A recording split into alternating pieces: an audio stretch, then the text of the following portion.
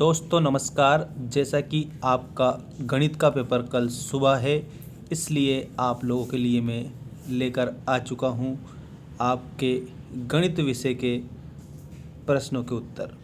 तो कक्षा 10वीं एमपी बोर्ड, आइए स्टार्ट करते हैं आज के हमारे सभी प्रश्नों के उत्तर। सही विकल्प चुनकर लिखिए। पहला आपका क्वेश्चन देखिए, n² - 1 8 से विभाज्य होगा यदि n है। तो यहाँ पर यदि n एक विषम पूर्णांक हो तो ये जो इक्वेशन दी है ये 8 से विभाज्य होगी, मतलब 8 से इसमें भाग चला जाएगा। इसके बाद में आपके लिए नेक्स्ट जो क्वेश्चन है उस पर आपको ध्यान देना है, ठीक है।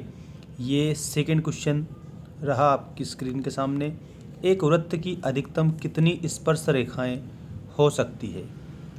तो आपका ऑप्शन है 1, 0, 2 या फिर अपरिमित रूप से अनेक।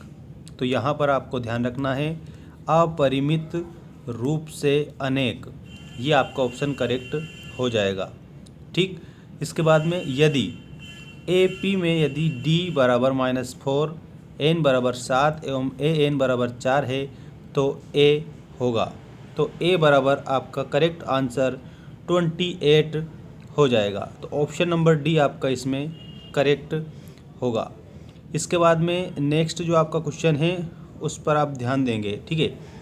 ये आपका क्वेश्चन रहा, यदि द्विघात समीकरण ax² + bx + c बराबर 0 के विविक्तीकर का मान 0 हो तो द्विघात समीकरण के। तो यहाँ पर आप लोगों को करेक्ट जो उत्तर है वो बता देना है। आपका ऑप्शन नंबर बी, 2 वास्तविक बराबर मूल होते हैं। इसके बाद में नेक्स्ट क्वेश्चन है x - 2y बराबर 0 और 3x + 4y - 20 0 रेखाएं हैं। ये किस प्रकार की रेखाएं हैं? तो यहाँ पर आपको ऑप्शन नंबर ए करेक्ट बताना है। प्रतिच्छेद करने वाली रेखाएं हैं तो प्रतिच्छेद करती हैं। -2 और 5 शून्यक वाले बहुपदों की संख्या होगी। तो 3 से अधिक बहुपदों की संख्या इसमें आपको बताना है। इसके बाद रिक्त स्थानों की पूर्ति कीजिए वाले क्वेश्चन देखेंगे और फिर सही जोड़ी और आप लोगों के और भी जो क्वेश्चन है एग्ज़ाम से रिलेटेड सारे मैं बता दूंगा। एक घनाभ में कुल फलकों की संख्या होती है। तो एक जो घनाभ है उसमें कुल फलकों की संख्या 6 होती है। तो इसका करेक्ट उत्तर आप 6 लिखेंगे। r त्रिज्या वाले वृत्त के क्षेत्रफल का सूत्र, तो यहाँ पर आपको बताना है πr²। किसी प्रयोग की सभी प्रारंभिक घटनाओं की प्रायिकता का योग है। तो यहाँ पर आपको बताना है 1, ठीक। इसके अलावा सभी वृत्त होते हैं तो यहाँ पर आपको लिखना है समरूप होते हैं, क्योंकि जो सभी वृत्त हैं वो समरूप पाए जाते हैं। संख्याओं में संबद्ध प्रत्येक अभाज्य गुणनखंड की सबसे बड़ी घात का गुणनफल कहलाता है, तो LCM कहलाता है, ठीक है। लघुत्तम समापवर्त कहलाता है। यदि Px एक द्विघात बहुपद है तो Px बराबर 0 को कहते हैं, तो उसको हम वर्ग समीकरण कहेंगे। तो यहाँ पर आपको उत्तर में लिख देना है वर्ग समीकरण, ठीक है, वर्ग समीकरण। चर x के बहुपद Px में x की उच्चतम घात क्या कहलाती है? तो अगर मान लीजिए वो उच्चतम घात है तो वो आपकी बहुपद कहलाती है। तो आपको लास्ट वाले में बहुपद लिख देना है खाली स्थान में, ठीक है। अब मैं आपको बता रहा हूँ सही जोड़ी बनाइए। देखिए आपकी सही जोड़ी आपको कंप्लीट इस प्रकार से करना है। cos 60 डिग्री, तो इसको आपको मिलाना है ऑप्शन नंबर बी से। 1 + tan² थीटा, इसको आपको मिलाना है ऑप्शन नंबर ई से sec² theta. cos 90 degree - theta, तो इसको आपको मिलाना है ऑप्शन नंबर ए से, ठीक है। और sec थीटा, इसमें आप लोगों को करेक्ट याद रखना है। देखिएगा आपको 1/cos थीटा से इसको मिला देना है। और इसके बाद में नेक्स्ट है कोसेक, तो यहाँ पर आपको 90 डिग्री का मान ऑप्शन नंबर डी मिला देना है। इसमें ऑप्शन नंबर डी आएगा और ये sec² थीटा - tan² थीटा, तो इसमें आप लोगों को ऑप्शन नंबर सी पर जाना है। तो ये इस प्रकार से, और सारे उत्तर आपको ये यहाँ पर भी दिए गए हैं, तो आप डायरेक्ट इनसे भी याद कर सकते हैं। अब एक वाक्य में उत्तर दीजिए वाले क्वेश्चन देखेंगे हम। देखिएगा आपका फर्स्ट, निश्चित घटना की प्रायिकता लिखिए। तो निश्चित घटना की जो प्रायिकता है वो 1 होती है। कितनी होती है? तो यहाँ पर आपको बता देना है निश्चित घटना की प्रायिकता 1 होती है, तो आप 1 लिख सकते हैं।